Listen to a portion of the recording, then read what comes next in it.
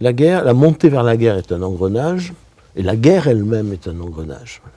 Donc la guerre est une escalade, une montée aux extrêmes. Donc nous avons mis le doigt dans cet engrenage, alors que ce soit la faute des Russes qui ont commencé, qui ont envahi leurs voisins, c'est une réalité, mais ça ne nous exonère pas de nous poser la question de savoir jusqu'où va aller cet engrenage, à la fois pour les Ukrainiens, pour les Russes, pour leurs voisins immédiats, et pour l'Europe, et même pour le monde. Il faut tout de même se souvenir que tout ce conflit régional se déroule sous la menace quand même de deux arsenaux nucléaires américains et russes, plus arsenal évidemment anglais et français, et que nous sommes, que nous le voulions ou non, à la merci d'un accident, à la merci d'un dérapage, que depuis le début on dit des lignes rouges, on fournit pas, d'abord on fournit que des armements défensifs, on ne sait pas très bien ce que c'est, mais enfin on reste dans ce principe, puis des armements de plus en plus offensifs, puis on ne dit pas à longue portée pour ne pas toucher le territoire russe, et puis ils sont de plus en plus, sont dans une portée de plus en plus longue. D'ailleurs, on voit bien que la logique de la guerre, elle conduit à toucher le territoire russe. Si l'Ukraine veut gagner, il faut qu'elle puisse s'attaquer aux lignes d'approvisionnement de l'armée russe. C'est vrai, on n'a jamais vu une guerre où on s'arrêtait aux frontières de l'ennemi qui était déjà chez vous. Enfin, je veux dire, donc il y a une logique d'engrenage dans tout ça et de montée aux extrêmes. Moi, ce qui me frappe beaucoup, c'est toujours la même chose. C'est toujours cet engrenage, il est psychologique, et donc très difficile à la fois à maîtriser et même à rationaliser. Les lignes rouges, on se dit, on ne va pas les franchir, et puis on en franchit une ligne qu'on pense est rouge. Même si personne ne l'avait explicitement dit, on se dit, ça passe. Et puis, alors, on avance un peu plus loin, puis on en rencontre une seconde, dont on se dit, ça c'était une ligne rouge, puis ça passe. Et puis on va un peu plus loin. L'homme a beaucoup de mal à se mettre des limites et à concevoir que les tendances peuvent se retourner. Il le sait intellectuellement, mais il va quand même y aller. Psychologiquement, il va quand même y aller. On prolonge les tendances, on prolonge toujours les tendances. C'est la tentation la plus forte, à mon sens, l'une des tentations les plus fortes de la psychologie humaine. Et vous regardez les comptes rendus de ce conflit, vous voyez bien quand l'un commence à prendre l'avantage, bien on prolonge cette tendance, on se dit mais ça y est, voilà, et tous les jours on trouve des preuves que ça avance vers la victoire de celui-ci. Puis à un moment donné ça se retourne, personne ne l'avait attendu, et alors on part dans l'autre sens. Donc on ne maîtrise rien de cet engrenage, et la guerre fait faire, comme le marché financier fait faire à des gens normaux emportés par la spéculation, des choses qu'ils n'auraient jamais pensé, ou prendre des risques qu'ils n'auraient jamais pensé prendre. La guerre fait faire à ceux qui sont impliqués dans la guerre, à ceux qui la font, des actes qu'ils n'auraient jamais pensé faire de leur vie. Voilà. Et nous en sommes là, donc, et si on regarde sur une année, l'escalade, elle est vertigineuse. Elle saute aux yeux, d'une façon... Elle est du point de vue du camp occidental, qui, dans son soutien à l'Ukraine, semble qu'on n'ait pas varié de ce paradigme qui est la victoire de l'Ukraine, avec une reconstitution des frontières, y compris de la Crimée, enfin selon les termes finalement. On a varié. Au début, personne ne disait ça. Non, c'est vrai. Au début, personne ne disait ça. On disait revenir à la situation d'avant le 24 février. D'avant l'agression, voilà. Mais au début, personne ne disait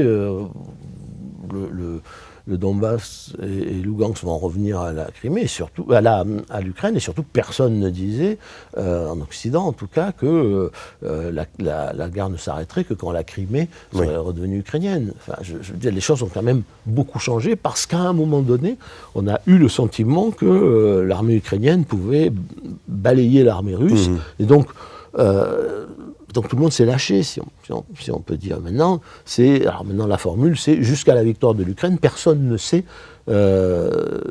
personne ne cherche à définir ce que veut dire aller jusqu'à la victoire complète de l'Ukraine. On dit, il est d'usage de dire, selon les termes de M. Zelensky, en fait. En gros, selon le terme, les Ukrainiens décideront quand ce sera là.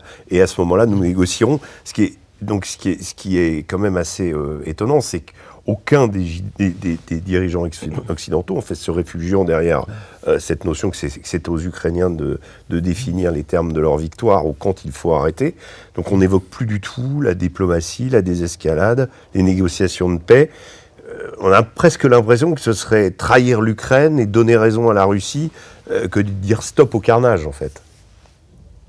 Oui, mais comme si les deux seuls protagonistes de cette guerre aujourd'hui étaient la Russie et l'Ukraine. Nous, l'Europe, les États européens, chacun pour son compte, et puis l'Europe en tant qu'institution, les Américains, les Anglais, l'OTAN, etc., sont tous parties prenantes de ce conflit. Vous savez, c'est comme lorsqu'on dit, mais si l'Ukraine veut rentrer dans l'OTAN, c'est son droit, c'est à elle de décider. Oui, c'est à elle de décider si elle veut, mais c'est aux membres de l'OTAN à décider si elle peut. D'ailleurs, M. Erdogan l'a parfaitement compris. Absolument. Pour son intérêt pour entrer dans propre, l'OTAN, il faut l'unanimité des membres. Donc, n'importe lequel des membres peut dire, pour des raisons qui sont les siennes, non.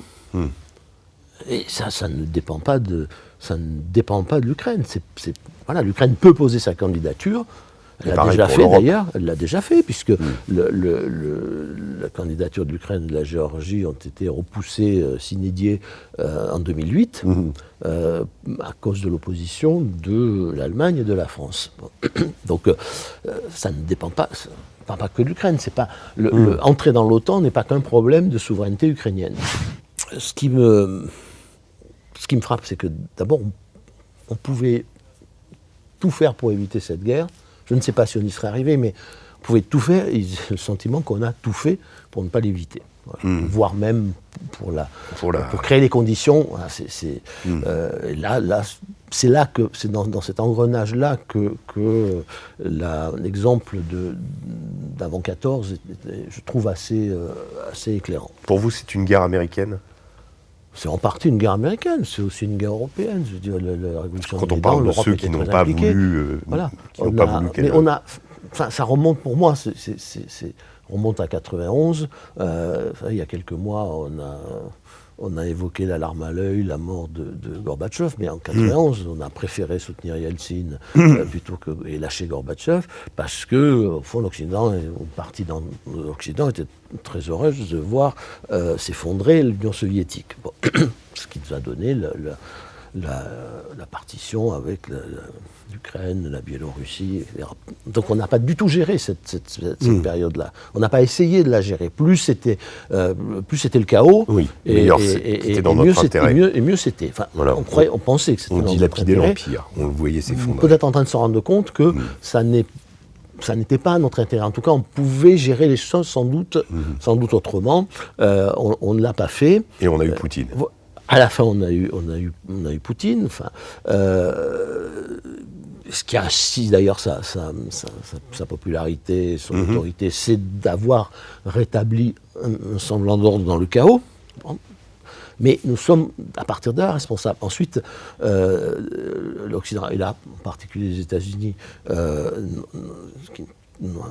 l'Occident n'a pas accepté l'idée que le monde devenait multipolaire.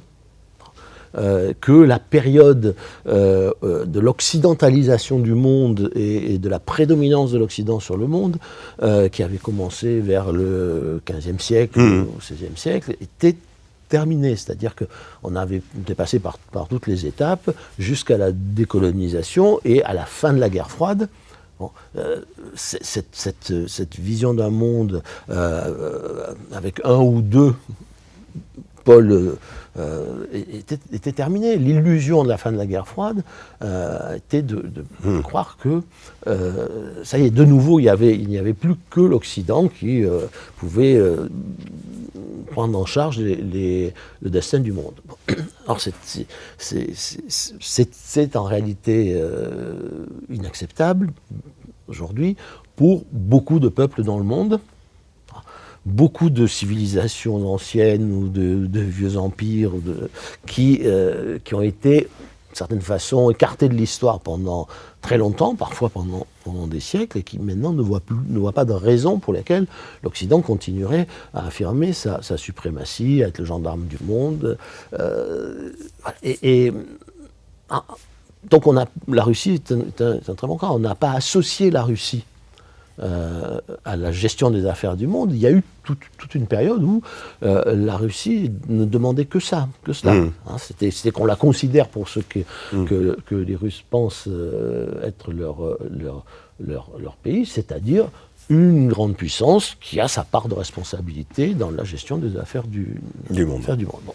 Alors je résume, c'est un résumé très rapide, mais tout ça va de 91 à la guerre en Ukraine, c'est-à-dire toutes les tentatives ont été repoussées. Aucun engagement n'a été tenu. Beaucoup de voix se sont élevées aux États-Unis même, parmi les plus grands experts de la géopolitique. C'est pas tous pro-russes. Hein. Non. Même Brzezinski, qui a été le conseiller de Carter et qui était anti-russe, viscéral, dit à la fin de sa vie que une solution est peut-être de neutraliser l'Ukraine. Bon, c'est la position de Kissinger, c'est la position de Kennan, qui a été l'idéologue de l'endiguement pendant la guerre froide. Bref, Kennan à la fin des années 90 met en garde contre l'adhésion trop rapide des ex-pays de l'Est à l'OTAN. Oui. Il y a un discours célèbre de Kennan à l'époque. Absolument. Et donc tout le monde a dit, mais pousser l'OTAN jusqu'aux frontières de la Russie, c'est dangereux et ça finira mal. Bon, on l'a fait quand même. Hein. Je ne sais pas si c'était les yeux ouverts ou les yeux fermés, mais on est allé très loin. Puis il y a eu la Révolution orange, puis la Révolution de Médan, qui n'est pas une révolution totalement spontanée. On sait que les Européens, les Américains ont eu leur part dans cette révolution. On peut la juger souhaitable ou pas. En attendant, c'est bien ce qui s'est passé, qui a entraîné d'ailleurs l'intervention plus directe des Russes aux côtés des séparatistes du Donbass du Donbass, et qui a entraîné qui a conduit à la prise de contrôle de la Crimée. Mais tout ça parce qu'il y avait derrière à la fois le spectre de l'adhésion à l'Union européenne et le spectre de l'adhésion à l'OTAN de l'Ukraine, c'est-à-dire le fait que l'Ukraine était peu à peu irrésistiblement entraînée dans le monde occidental et cessait d'appartenir au monde, on va dire au monde russe, et, voire même devenait un pays hostile. Pour la Russie. On risquait de voir s'installer des bases américaines en Ukraine, des rampes de lancement de missiles. Bon, alors, l'OTAN n'a jamais menacé personne, mais c'est toujours encore une fois le même problème, c'est que quand la montée vers la guerre, elle vient beaucoup des intentions qu'on prête aux autres. Et il faut se demander ce que les autres pensent, ce qu'ils ont dans la tête, ce qu'ils craignent, quelles sont leurs ambitions. Si vous ne mettez jamais à la place des autres, ça finit toujours très mal. On savait, ce que je veux dire, c'est que on savait, on a quand même fait, alors ça, dire que c'est une guerre américaine est peut-être excessif, mais en tout cas, tout le monde savait Et tout le monde a fait. Alors, est-ce qu'on y va les yeux ouverts ou comme des les yeux fermés? Je n'en sais rien, mais tout le monde savait, tout était sur la table. On pouvait, la veille de la guerre, proposer la neutralisation de l'Ukraine. On trouverait d'autres accords. Finlandisation. Voilà, on pouvait essayer d'offrir un système de sécurité collective. Ça s'appellera plus finlandisation si la Finlande rentre dans l'OTAN, mais c'était l'idée, c'est-à-dire entre deux blocs, d'avoir un pays neutre. Oui, mais alors, vous savez, mais alors on parle de la Finlande, mais la Finlande, elle a réussi à exister et finalement à être souveraine quand elle est devenue neutre. Oui, tout à fait. Bon, mais il y a un autre exemple, encore plus, je trouve plus significatif, c'est l'Autriche. D'ailleurs, le terme finlandisation avait été inventé au moment du statut de décider de statut de l'Autriche. Oui, mais la Finlande n'a pas vécu, il y a eu le plan de Staline, mais elle n'a pas vécu dans une forme de souveraineté limitée. C'est pas. Non. Donc, et l'Autriche, c'est exemplaire. En 1955, elle est occupée à moitié, est occupée par les Alliés, donc une partie russe, une partie alliée. Il y a des tensions très très fortes, et d'un commun accord, chacun décide de se retirer, et on donne un statut de neutralité à l'Autriche, mais ça a permis à l'Autriche de redevenir très tôt, après la fin de la guerre, un pays pleinement maître de son destin et souverain. Voilà. Et d'ailleurs, l'Autriche est toujours un pays neutre. Elle n'est pas membre de l'OTAN. Voilà, c'est pas, je veux dire, c'est pas un statut de servitude. C'est l'accord de tout le monde pour dire, écoutez, voilà, là, c'est pas dans une alliance militaire ni dans l'autre, c'est pas dans un camp ni dans l'autre, c'est entre les deux, et ça va être un pont entre les deux camps ou les deux mondes. Ouais. Bon, on l'a pas fait la veille, on l'a pas fait le lendemain de l'ouverture de la guerre, personne n'a rien proposé. Bon, donc on en est d'une certaine façon toujours là. Voilà, c'est-à-dire que tant qu'on met pas sur la table, au moins pour ouvrir des discussions. Encore une fois, je ne sais pas, parce que plus la guerre avance, plus de sang est versé, plus c'est compliqué. C'est donc ceux qui ont poussé jusque-là et qui continuent de pousser. Et puis on est perdant économiquement aussi. Rendent encore moins. Possible ça. Moins facile, et même moins possible la sortie par la négociation, parce que le sang, il a un prix. Bien sûr. Voilà, des deux côtés. Mais tant qu'on n'a pas au moins posé ce préalable de la question de l'OTAN, en réalité, il n'y a pas de discussion possible. On est dans l'instant présent, enfermé dans le présent, dans cet enfermement psychologique du présent, où on voit le lendemain, le surlendemain peut-être, et pas plus loin. Parce que probablement la vérité sur ce conflit, c'est que difficile pour l'Occident d'admettre que l'Ukraine puisse perdre. Mais que veut dire perdre, En tout cas, qu'elle puisse passer sous contrôle ou sous domination russe, ou qu'elle puisse être totalement dépecée en deux. Mais d'un autre côté, comment la Russie peut-elle perdre ? Mais c'est ça. Voilà. À condition d'ailleurs qu'il n'y ait pas d'accident nucléaire entre les deux. Mais si elle perdait, que se passerait-il ? C'est-à-dire, on dit, on se réjouit, on pourra juger Poutine parce qu'il sera renversé devant un tribunal. Il sera remplacé par qui ?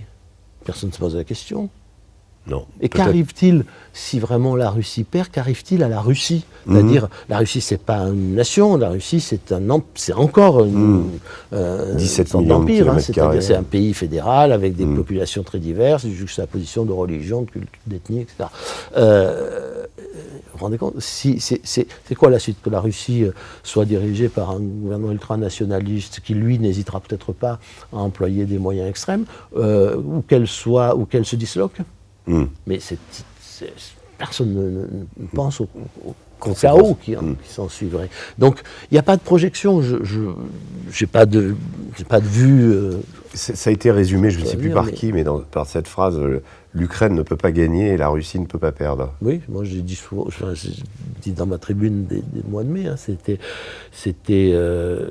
mais oui, mais bon. On en reste là, mais. Mais voilà, mais une fois qu'on a dit ça, ça nous oblige. Oui. Non, mais ça devrait nous obliger. Bien sûr, et ça le fait pas. Mais non, ça. ça devrait nous obliger à penser l'avenir pour essayer de savoir où, pour le monde entier, jusqu'où il est acceptable de continuer et à partir de quand il est acceptable de déposer les armes. Parce Bien que, sûr. voilà, je veux dire, quelqu'un disait l'autre jour, en fait, chacun devrait être guidé par une seule chose, c'est l'intérêt de son pays. Et je pense que là, ça dépasse l'intérêt de chacun de nos pays. Là, c'est l'intérêt de l'humanité qui est en jeu. Voilà, donc il faut mais si on ne veut pas se projeter du tout dans l'avenir, dans les conséquences de ce que nous sommes en train de faire, non seulement à court terme, mais à moyen et long terme, alors on prend le risque d'aller à la catastrophe. Enfin, je veux dire, de ne pas arrêter. Comment ça peut s'arrêter si on n'a pas l'idée de ce qu'on veut, compte tenu de l'idée qu'on fait de l'avenir. Et puis il y a quand même d'autres sujets. Vous savez, pour répondre aux gens qui vous parlent de Munich à tout instant, le plus grand risque munichois, il est où? Est-ce qu'il n'est pas dans le fait que si un jour on arrive, tout le monde est mis au pied du mur d'une guerre totale, mondiale, nucléaire, etc., parce qu'il y a eu des accidents, qui nous dit que tout le monde ne lâchera pas l'Ukraine? Qui nous dit que les États-Unis ne diront pas aux Européens, débrouillez-vous? Mais personne, même les États-Unis ne le savent pas. Sûr, ouais. Vous savez, De Gaulle en 1966, quand il sort de l'organe militaire intégré, il y a un argument, le dernier argument qu'il emploie, celui-ci, il dit « Et puis, depuis que l'Union soviétique a la guerre, à l'arme atomique, on ne peut plus compter de la même manière sur les États-Unis. » Parce qu'on ne sait pas. Enfin, oui, mais on ne sait pas si... Voilà, oui. Donc il faut notre propre défense. Voilà, et donc à ce moment-là, vous aurez un Munich en grand. Hein. Ouais. Voilà, donc c'est pour ça qu'il sort de l'OTAN, parce que c'est... Enfin, de l'OTAN, des organes militaires intégrés, parce que c'est plus une garantie... La garantie n'est plus une garantie absolue.